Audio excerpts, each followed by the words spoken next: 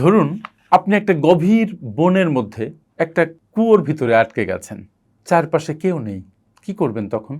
সেখানে পড়ে চিৎকার করে কাঁদতে থাকবেন, অবসন্ন হয়ে সেখানে চুপচাপ ঘাপটি মেরে বসে থাকবেন, নাকি সেই কুয়োর মধ্য থেকে বের হয়ে আসার চেষ্টা করবেন?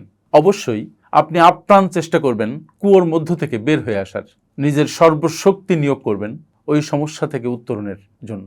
জীবনের প্রতিটা ক্ষেত্রে নিজেকে বাঁচাতে হবে। আসলে কেউ আপনাকে বাঁচাতে আসে না, কেউ আপনাকে বাঁচাতে আসবে না।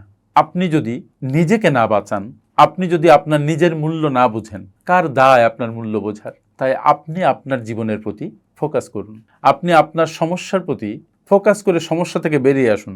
আপনি আপনার ভবিষ্যৎ গন্তব্যের দিকে দৃঢ়ভাবে ফোকাস করুন। জীবন আপনার, সমস্যা যেটা সেটাও আপনার, যে গন্তব্যে আপনি পৌঁছাবেন সেটাও আপনার।